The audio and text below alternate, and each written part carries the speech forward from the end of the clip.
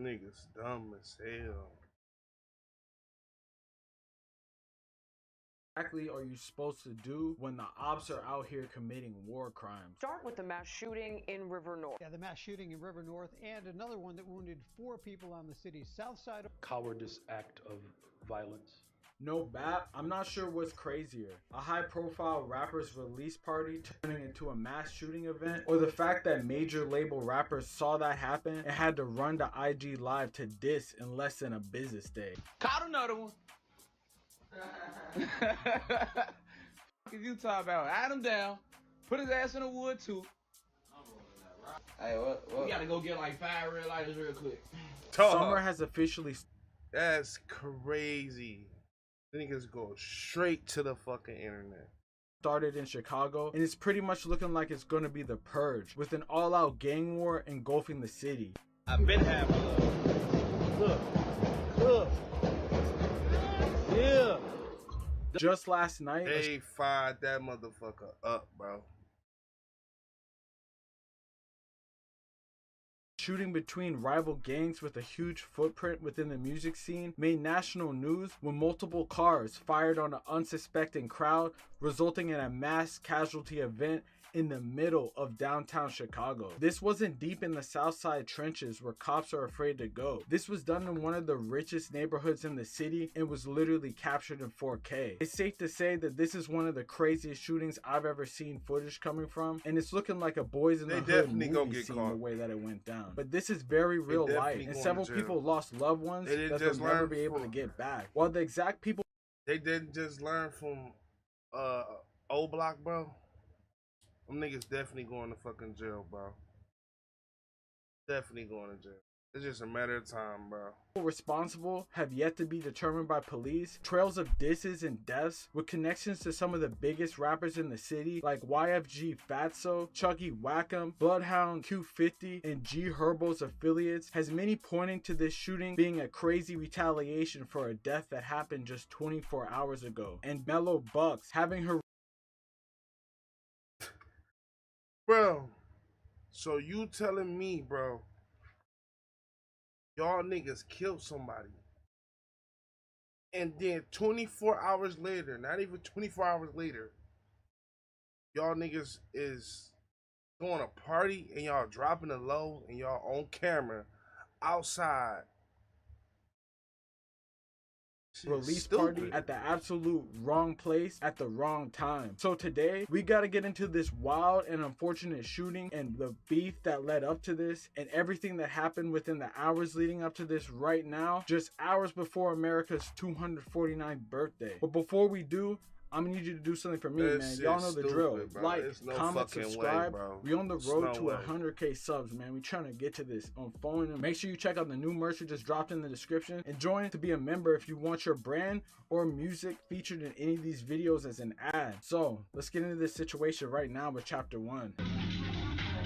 The vast majority of Americans are probably desensitized right now to the crazy violence that happens in the city of Chicago. The cops don't seem to care as long as it's not in the busy parts of the city, and the news covers it without giving a face to the victims and those caught within the crazy backdrop of gang violence. Chicago as a whole has the most gangs out of any city in America, so it's no surprise that a lot of people within the music world are affiliated or have someone they know affiliated. This crazy web of gang ties and alliances can literally make anyone a target, but this time around, the shooting ended up targeting 19 people and killing 4 in just a matter of seconds. However, this type of shit just doesn't happen overnight. It's usually a never-ending cycle of givebacks and retaliation from rival sets till the crimes just get so crazy that the cops have to do something about it or they're gonna be out here looking crazy themselves. Despite the dangers of being associated, these niggas go downtown Chicago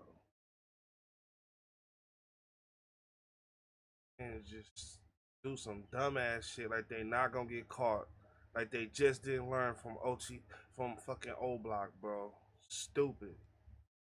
with this shooting in any way, shape, or form. It's a YFG matter of Fatso time. went right on IG Live this morning, literally trolling the And then whole go shooting right to situation in the live. most crass way possible. Many would probably wonder how you even get this desensitized to laugh about what was going on, but it makes sense when you see the incidents which led up to this, which we'll get into right now. In order to understand this shit though, you gotta understand the network of gangs within the Southside area, because being around any of these, you're guaranteed to be putting a target on your back, especially after this incident. YFG Fatso is a rising rapper signed to Lil Durk's OTF, and at the age of only 17 is one of the biggest artists in the city of Chicago. He's been slowly getting mainstream success outside of the city, especially after signing with Durk, but has been rapping for a minute now. He blew up like several years back at like 12, 13 years old when he dropped a song called Go Go. Being in the streets at a young age, him and his clique seem to be tied in with a lot of different groups within the city, which means you could easily be brought into beefs for literally no reason. They're super tied in with a mostly GD set called 9-5 Mob. 9-5 Mob is located in the 95th and Wentworth area of Princeton Park.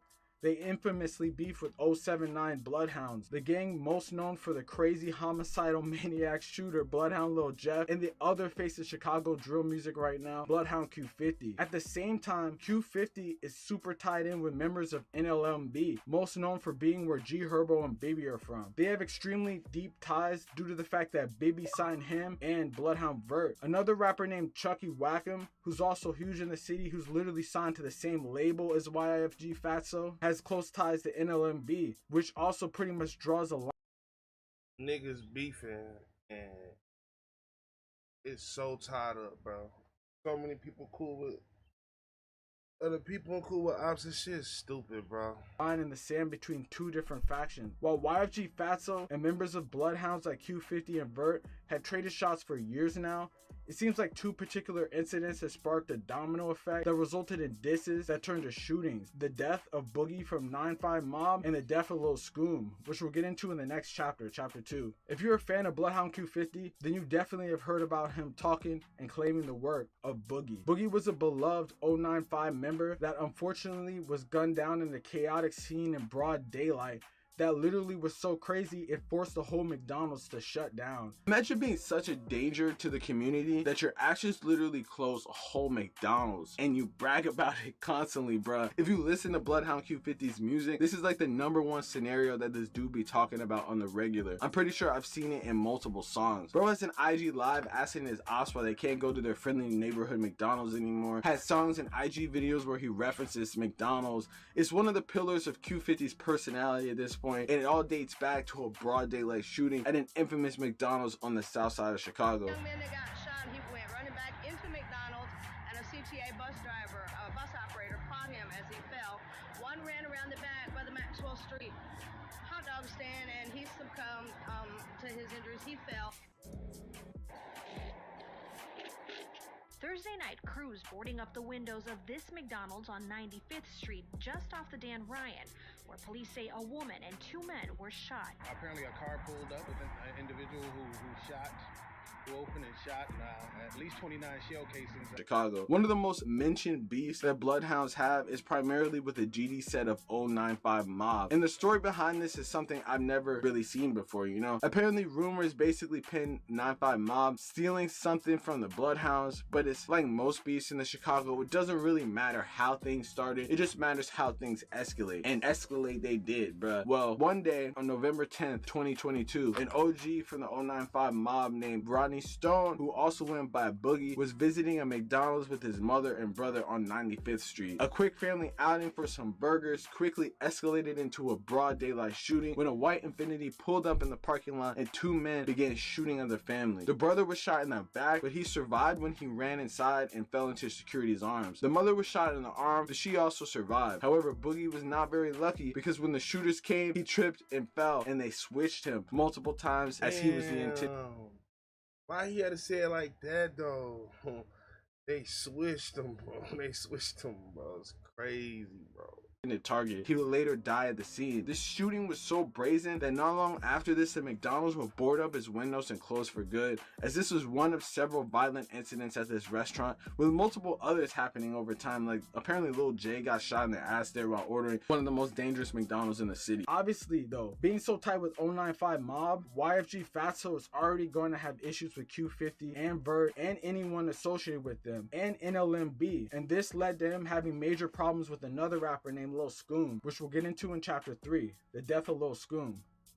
Bloodhound Lil Jeff was like the King Von for the younger generation of Chicago YNs. He and Q50 had very close ties with Lil Scoom, a rapper from the same area who was apparently signed to Bibby. But unfortunately, he was to lose his life just weeks after Bloodhound Lil Jeff in an eerie setup that still has gone unsolved. While he was alive though, Scoom would drop a whole diss track towards YFG Fatso that Bloodhound Lil Jeff would be seen rapping on in an IG live. So it's safe to say they had major issues. And keep in mind that the Bloodhound members were signed to NLMB. But tragedy again would strike on the night of July 8th, 2024. Almost a year ago, the night of July 8, 2024. Breaking news, we've learned a teenager has died and another is hurt after a shooting in Chatham. It happened around midnight, right near 89th and Langley. Police are telling us the two teens got into an argument with someone who shot both of them. The 18-year-old died at the hospital. The 16-year-old is expected to recover. That night, Lil Scoom and an NLMB member by the name of Will were in the 700 block of East 89th Place. Apparently, a female had told him to slide. Well, there's video surveillance showing a nervous Scoom talking to a woman, essentially telling him to wait outside her house.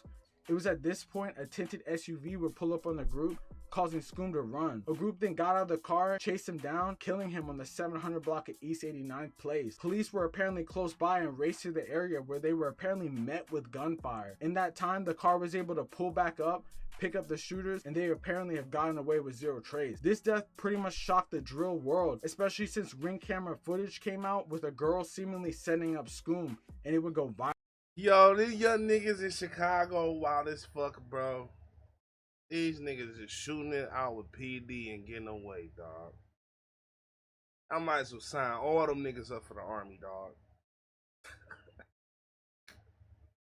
However, point, not long after his death, a set of four-corner hustlers named Risky Road from 104 in Maryland would be trolling his death to the fullest, which would make people believe they had something to do with it, especially since Scoom had previously trolled them about taking out one of their members shortly before their passing. In the months after Scoom's death though, YFG Fatso would be seen with Risky Road, that four-corner hustler group, filming music videos as a seemingly Scoom diss. And on top of that, NLMB, because another NLMB member was also shot and survived when Scoom died. This many groups ready to murk each other on sight is just a disaster waiting to happen. And tragedy would almost strike again, with Risky Road members almost taking out Bloodhound Q50 allegedly, and popular YouTuber Brandon Buckingham last year in another potential mass shooting, which we'll get into in chapter 4. 4 weeks after the YBC duel murder, Brandon Buckingham was reportedly on his next mission to film Bloodhound Q50, Vert, Skrilla, and others out in Chicago, as they were probably making the biggest motion of that time. Brandon had been seen doing drugs with Q50 just a couple days before the incident in question, so it's safe to say he was pretty tied in with the Bloodhounds, while Skrilla was also out there too. The thing about the Chicago shit, which we've gone over time and time again, I guess people let their guard down when they're in other areas of the city, because at 2 a.m. in the Northwest Chicago studio, a mass shooting would go down that would affect Buckingham forever. A lot of what happened remains under investigation, but this does appear to have been an ambush of some sort. The owner of the building across the street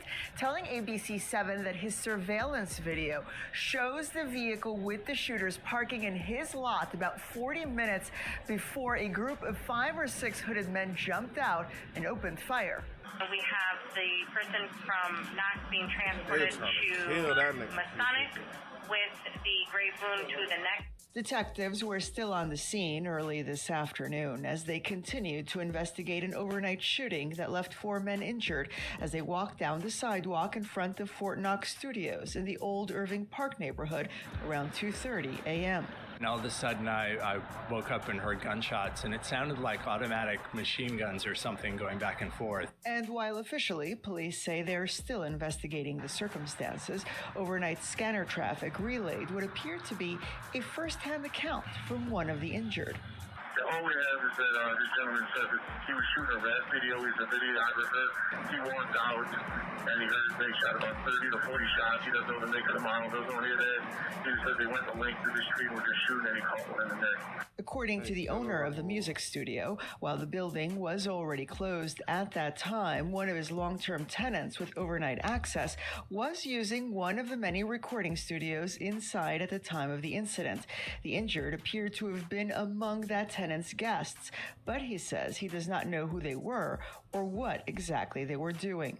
Police say the victims are 4 men. At around 2:45 a.m., Brendan was with a videographer and apparently members of the Bloodhounds and possibly Skrilla. There was many rumors that that videographer was AMF Visuals, who's the main person that shoots Bloodhound Lil Jeff, Q50, all of them. Although they haven't said much, their Instagram stories later would seem to confirm that they were somewhat involved, which we'll get into later. While arriving to the studio, it seems that at least according to Brandon, they were being stalked. He pretty much gave a large amount of details in his explanation. As you know, I've been silent online, so I wanted to let y'all know what's been going on with me. I have been in the midst of 2 different shootings in the past 2 months, the most recent of which 6 gunmen stalked us, waited for us to leave the studio, and emptied over 60 rounds at us at close range, one of which hit my cameraman in his neck, coming very close to killing him. Get back would come quickly, as Q50 and Skrilla would pretty much diss someone close to Risky Road who apparently got murked in retaliation, named CEO Hawkham. CEO Hawkham would apparently get murked while doing a drill just shortly after. So as you can tell, this constant cycle of violence almost always involves someone close to YFG Fatso. The last 48 hours, another incident would go down just a couple hours before the mass shooting that many point to as the whole reason why the shooting went down. Put these niggas in the army, dog. In chapter 5. The fuck? I am stuck on Band-Aid brand cause Band-Aid stuck on me. These niggas. Now we gotta go help people customize and save hundreds with Liberty Mutual. Lima, where's the golf cart? I protect the environment. That's how my children see my job. Safeguarding our water. After the Brandon Buckingham shootout, there was not really any notable rappers who were involved in shootings for mad long. While all sides were continuing to diss over and over, members of Bloodbath, a clique where rapper Chucky is from, will be dissing 095 Mob on the regular. This apparently took a member named Drills the wrong way, and he apparently went to slide about it in Bloodbath territory, and he would become another victim to get gunned down while trying to go on a drill. And members of Bloodbath would go crazy, literally dissing him. Why is your homie trying to push up on us doing rookie shit? Don't push up on us if you're wrong for now. Fuck drills, nigga. Oh, bro, fucking see you, gang. Talking all types of crazy about the fact that he pushed up on them on some rookie shit and got gunned down. But this is like a constant thing that happens. You see Bloodhound Lil Jab. Yo, what the fuck, bro? These niggas just go on Instagram and say, yo, the man's pushed up on us on some rookie shit.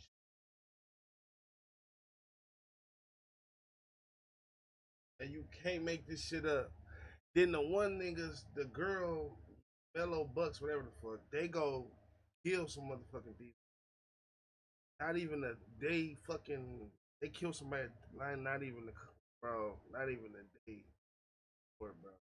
Then y'all out partying, posting the address and everything on live. Like, what the fuck is this, bro? Got killed doing that. CEO Hawkham got killed doing that. Shit retarded, got bro. Drills who apparently they really think they play Warzone. That NLMB has a lot of different ops that they diss on the regular, which makes it even harder to know who they exactly is causing these issues. But this mass shooting that occurred last night, happening a mere 24 hours that the Bloodbath members were on live trolling the dead ridiculously hard, kind of like lines up. And the ultimate tragedy would strike just last night at the release party for Mellow Bucks, which we'll get into in the final chapter, chapter 6. I'm not sure if NLMB Mellow Bucks was aware of the ongoing situation with groups tied to her, but it apparently didn't stop her from wanting to do a release party at a spot called Artist Lounge in the River North area of the city at like 11 p.m. last night. This setting was almost identical to how King Von's homie Munna Duke was caught lacking like last month. At the spot, it seemed like a large group of people were just posted outside smoking, lacking, because they're in a safe area of the city known for bars and dispensaries. However, a dark car would be seen lurking on CCTV footage, driving back and forth that nobody noticed. And this would be the downfall of 4 people who were there and over 19 people who were injured. We start with new information on the deadly River North mass shooting. The gunman targeted people as they stood outside the Artist Lounge where an album release party had just wrapped up for Chicago. And then they do this shit, and then these dumb motherfuckers do this shit in the good part of fucking Chicago. Not even thinking like, y'all just learned from O Block. Them niggas went down there and did that dumbass shit and got locked up, bro. These niggas gonna get locked up, bro. Chicago rapper Mellow Bucks. We have live team coverage on the River North mass shooting, starting with CBS News Chicago investigator Tara Molina, who has the latest on the investigation. Tara. Shit, stupid. Erica, police have confirmed this shooting that left 2 men and 2 women in their 20s dead was not random. This was a targeted shooting. I asked the Chicago police superintendent about concerns that this incident was gang-related, with corresponding concerns about retaliation. Take a look at your screen. This new video shows the moment the car drove up to Artist Lounge at Chicago and Franklin. The people inside firing guns. You can actually see the flashes of light from the gunfire. We've blurred the images of the victims. The calls for help started coming in around 11, with 18 people shot, 4 of them killed. Hey, squad, we need more ambulance out here. We don't have nearly enough. The venue targeted, according to police. We know the crowd was leaving the album release party for Chicago-born rapper Mellow Bucks. Her new album, Hollyhood. She confirmed on social media many of the people hurt were her friends. This wasn't some random shooting where someone just decided that they were going to shoot at this particular group of people. Chicago police said around 11 p.m., a dark vehicle drove past the building in the 300 block of West Chicago Avenue, where 3 people from inside fired shots into a crowd of people standing on the sidewalk. The crowd was there to just leave Artist Lounge following an album release for Mellow Bucks. Multiple people died, and thankfully, more people didn't die because an SUV was blocking all this, but a bunch of people died because it just was 3 people open firing on a giant crowd. Her boyfriend literally died, and her best friend literally died, along with 2 other people, and a Glow Gang NLMB member literally got shot in the stomach, man. It was a crazy situation. The victims injured in this shooting ranged from 21 to 32 years old. Of the injured, 2 were taken to Illinois' Masonic Hospital, 2 were taken to Mount Sinai Hospital, 3 were taken to Stroger Hospital, and 6 were taken to Northwestern Memorial Hospital in conditions ranging from good to critical. Luckily, that 4 car of was the right injured there. are in serious. If that car went right there, they would have fucked more people up, bro.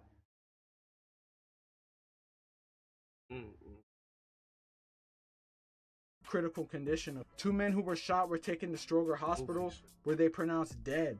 The Cook County medical examiner has identified them as 25-year-old Leon Andrew Henry, 23-year-old Devontae Tara Williamson, 26-year-old woman, and a 27-year-old woman, who were both shot in the chest and taken to Northwestern Memorial Hospital, where they died. Honestly, this is a crazy situation, bro.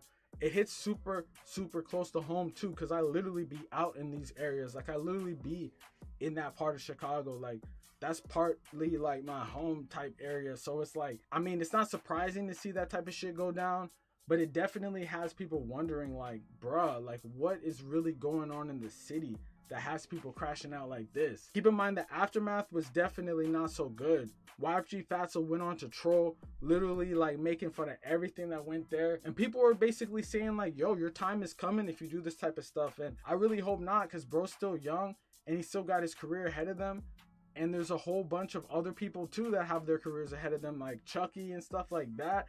But like, bruh, y'all really gotta, this is a sign that y'all gotta change your life around, because this shit is not, this is not the way. Like, this is literally gonna end up at 2 things: jail or dead. But at the end of the day, I mean, they're already probably too far gone. This is the life that you live, you come up in. This is just normalized to you. So it's gonna be interesting to see. If I were to guess though, I'm guessing that they're gonna probably find who did this. I mean, she had been literally talking about her release party for literally like weeks leading up to this, which could have allowed someone to have time to get a car to go murk. You know, just like a stolen car that could have been from anywhere, which is more than likely the case. Like, it could have been plotted out in advance, because this shit seemed like they kind of knew what they were doing. But, you know, it's caught on CCTV, so I wouldn't be surprised. Like, look at what happened with the O Block 5 or 6 or however many people. The O Block up. shit. You know, exactly what I said with the O. Come on, bro. They gonna follow that car back. They gonna trace that car back. They gonna go through all them cameras, and they gonna find who the fuck got in that car, bro. Fucking goofies. It's the same type of situation. In a nice area, they're definitely gonna track you back as far as you can go in the car. Like, they're not gonna let this go. You know, they let those other situations that I talk about go because they're in areas where there's not a lot of CCTV footage, or they may not be in the best areas. They're not letting but this they shit go. eventually are probably gonna find who did They're this shit. gonna find who So did this shit. I would not be claiming anything. I wouldn't even be talking about this shit. Could be a distraction that bro's talking about this just because this is us, but I probably wouldn't be claiming any of this because, you know, the feds probably gonna get involved because this was a mass shooting. This made like global news. It was just another day in America, literally the day before the 4th of July, which is crazy, but this is like the most American way to spend that weekend. So, hey man, if you're in the Chicago area, definitely be careful. I would probably stay inside if I were you, because it's literally wild out here. These niggas did not learn from old block. Hey, let me know in the comments what y'all think about this whole situation. Real say shit. They gonna track that car back as far as they can track that bitch back. Let's just hope they smart enough to get a stolen car. But if they weren't smart enough, it's just they gonna trace that bitch back, bro, as far as they can. They definitely going to jail, bro. I already know what's going on. Like, comment, subscribe. Make sure you hit that notification bell, and make sure you join to be a member, and check out the merch link in the description. That Stacey. That's probably some of the With community goofiest choices shit I've e-banking, seen, we make the good life easy.